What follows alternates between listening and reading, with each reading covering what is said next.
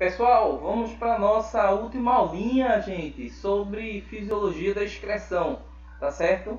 Então, nas nossas primeiras aulas tivemos a oportunidade de ver características gerais, alguns processos como lipotripsia excretora, falei sobre câncer em bexiga, tá? Falando sobre a estrutura anatômica, os néfrons, e agora a gente vai dar uma abordagem geral sobre o ciclo da ornitina e alguns hormônios. Tranquilo? Então dá uma olhadinha, eu vou colocar aqui para vocês o slide, tá? Para a gente já começar falando sobre o ciclo da ornitina, o ciclo da ureia. Olha só, gente, aqui eu coloquei para vocês algumas características as proteínas. Quanto mais proteína ingerirmos, produzimos mais ureia. Ou seja, você tem aí um resíduo que é nitrogenado. E os aminoácidos, eles apresentam radicais amina. Esse radical amina é um NH2. Então, quando normalmente ele é quebrado durante a degradação do alimento, dos nutrientes, o que é que ocorre? Você tem a liberação aí desse NH2. Então, quanto mais aminoácidos, quanto mais proteína você ingerir, muito provavelmente você vai produzir mais amônia e, consequentemente, mais ureia.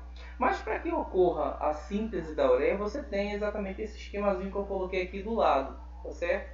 É o chamado ciclo da ornitina. A ornitina, ela primeiro, no seu ciclo, recebe uma molécula de carbamilfosfato. Esse carbamilfosfato mais a ornitina forma a citrulina, tá? Então essa citrulina, ela vai receber mais outro aporte, que é o aspartato. Esse aporte é outra molécula, formando o arginosuccinato. Gente, observe que essa estrutura agora que foi formada, ela desprende a molécula de fumarato, forma a arginina e a partir do desprendimento de uma molécula, ou seja, uma molécula entra nessa arginina, uma molécula de água entra na arginina, formando a ureia. Tranquilo? Então tu tens aí o ciclo da ornitina, o ciclo da ureia. Cabeça, por que isso ocorre? Qual é a principal característica da formação desse ciclo que ocorre no fígado? Só um: diminuir o grau de toxicidade da amônia a partir de outro composto, que é a ureia. Tá? Algumas características aqui sobre a urina. Ó. Composição: 95% d'água, 3% de ureia e 2% de outros compostos. Tranquilo? O pH da urina, ele é ácido, gira em torno de 6,2, 6,4, 6,3. Então, na maioria dos livros, eles destacam aí pra gente 6,2. É um pH ácido.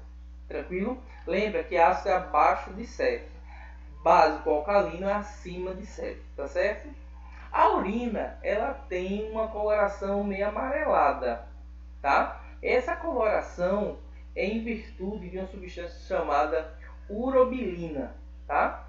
Onde ela auxilia na degradação da hemoglobina.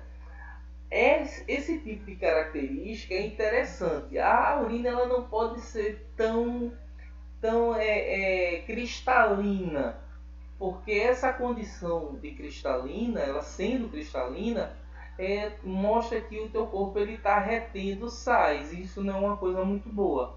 Tranquilo? Então tu tens esses aspectos aí relacionados tanto ao ciclo da ureia quanto a coloração, né? A coloração da urina. Beleza? Olha lá. Aí você tem os hormônios renais. Aqui eu coloquei para vocês, tá? A suprarrenal, que é uma glândula importantíssima, né? Você tem a aldosterona, que é o hormônio do córtex da suprarrenal, da parte mais externa, né? Da suprarrenal, do córtex, do grupo dos mineralocorticoides, que atuam ao nível dos tubos renais, estimulando a reabsorção dos eletrólitos e de água. Tranquilo? Então, a aldosterona é importante em virtude exatamente desse fator. Ele vai promover a reabsorção de água e sais. Aqui eu coloquei também, ó, auxilia na absorção de sódio, auxilia na absorção de água, como eu havia comentado para vocês, viabiliza o aumento do volume da água e, consequentemente, o aumento da pressão arterial, da PA. Tranquilo? Então, a aldosterona está intimamente relacionada a esses a esses processos. Vê lá, próximo slide. Atividade hormonal ainda, o RAD. O RAD, amores, é hormônio antidiurético, vem do inglês, Hormone Antidiuretic, tá? Então, existe a sinonímia, é chamado simplesmente também por vasopressina, produzido pelo hipotálamo, armazenado na neurohipófise, tá certo? E função, reabsorção de água no tubo contorcido distal e nos dutos coletores, beleza? Então, nos dutos coletores você também tem a absorção oriunda exatamente do rádio, tá? Um exemplo, alguns exemplos que a gente pode destacar. Ó, quando você tem exercício físico, vômito, diarreia, algum processo que venha perder água, que venha desidratar, olha como eu coloquei para vocês, ó, que ocorre a desidratação, o que vai acontecer? Eu tenho um aumento da concentração do rádio, que é o hormônio antidiurético, beleza? Aqui eu tenho aumento da pressão arterial, diminuição da pressão osmótica, eu tenho aumento da concentração de água entrando nesse capilar, né? Nesse capilar arterial, beleza? E aqui eu tenho diminuição, ó. Quando ocorre diminuição da pressão arterial, você vai encontrar exatamente esse tipo de aspecto que eu mostrei para vocês aqui do lado direito. Ocorreu diminuição da pressão arterial, o que vai acontecer, gente? Aumento da quantidade de água, aumento da pressão e diminuição da pressão osmótica. Aqui é o néfron que vai promover exatamente tudo isso que a gente destacou, tá? Vê lá no próximo slide. Características sobre a aldosterona e o RAD. Bebida alcoólica e diabetes insípidos diminui o RAD e promove desidratação. Cabeça, como é que é isso? Olha só, a bebida alcoólica, eu não sei se você já teve a oportunidade de ver, se eu que gosta de tomar uma, eu não bebo, eu como muito. Mas aquele teu colega que gosta de tomar todas, observa que depois de ele estar tomando algumas, né, durante a tarde, durante a manhã, durante a noite, ele começa a urinar. Por quê? Observa que a bebida alcoólica ela impede a ação do RAD. E impedindo a ação do RAD, o que é que vai acontecer? O indivíduo ele começa a urinar. Não é um hormônio antidiurético, ele é antidiurese, ele retém água, ele retém a urina, tá?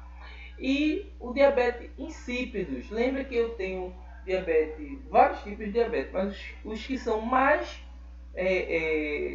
destacados, os que são mais proeminentes aí nos vestibulares, você encontra o diabetes insípidos e o diabetes mellitus. O diabetes insípido ele é caracterizado normalmente por tumores na hipófise. Tumores esses que vão alterar o mecanismo de produção do RAD. Ou seja, você diminui drasticamente a concentração do RAD. Com isso, o indivíduo ele urina bastante, ele vai perder muito líquido. Existem situações que o indivíduo pode perder de 35 a 40 litros por dia. É impressionante, né? Porque ele não tem aquele fator que vai determinar a retenção desse líquido. Então vai ocorrer diminuição do ADH e com isso a desidratação. A aldosterona é produzida pelo córtex das adrenais, como eu havia destacado para você, e a função reabsorção de sódio nos tubos contorcidos distais e tubos coletores. Beleza? Tranquilo? Melzinho, pelo próximo slide. Atividade renal quando a pressão arterial ela diminui. Vê, eu coloquei um esquema bem bonitinho para vocês. Você tem um rim, eu tenho a parte de cima, né, que é a suprarrenal, que você já sabe. Liberação da aldosterona, liberado pelas adrenais, e o ADH liberado pela neurohipófise, tá? Ocorrendo diminuição da pressão arterial. Vê lá. Células do rim produzem a renina. A renina é uma substância, tá, que vai converter o chamado, olha aqui, ó, angiotensinogênio que está no fígado, que é uma substância inativa, vai transformar em angiotensina. Essa angiotensina ela é vasoconstrictor. Opa, vasoconstrictor, se está fechando ali mais o vaso, eu vou aumentar a pressão. Exatamente isso vai acontecer, ó. Então, liberação da aldosterona com reabsorção tubular e com isso aumento do volume circulatório e da pressão arterial. Beleza? Então, quando ocorre diminuição da pressão arterial, o que é que acontece?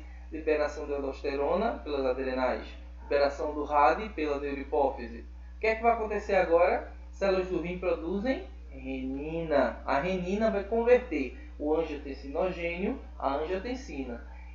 Essa substância é o que? Vasoconstrictora. Então vai promover a liberação da aldosterona, reabsorção tubular, aumento do volume circulatório e, com conseguinte, aumento da pressão arterial. Tranquilo? Vê lá. Manutenção da homeostase e balanço hídrico. Vê bem, gente. Aqui eu coloquei só algumas características interessantes, tá? Para que vocês se detenham a outros tópicos, né? Que a gente falou tanto sobre excreção humana, né? Então, em vertebrados marinhos, a concentração da água do mar é praticamente igual ao do interior das células. Beleza? Tranquilo? E vertebrados marinhos, no caso aí, um exemplo, peixes ossos, concentração salina corpórea é menor que a água. Perdem água constantemente por osmose, pela superfície do corpo. Então você tem uma perda aí dessa água por osmose. Então toda a superfície do corpo está relacionada exatamente a essa liberação, tá? E reposição ocorre pela ingestão da própria água do mar. Tranquilo? Então por isso que ele tem esse tipo de equilíbrio, tá? Excesso de sais é eliminado pelas brânquias, como aquela denominação antiga, pelas guelras, tá certo? Então tu tens esse tipo de aspecto, tá? Vê lá. Balanço hídrico nos peixes. O que é que acontece? Perda de água por osmose, como eu havia comentado, ingestão de água do mar, tá? Aqui você tem liberação de sal pelas brânquias, como eu também havia destacado no outro slide. E aqui tu tens a urina pobre em sais e isotônica.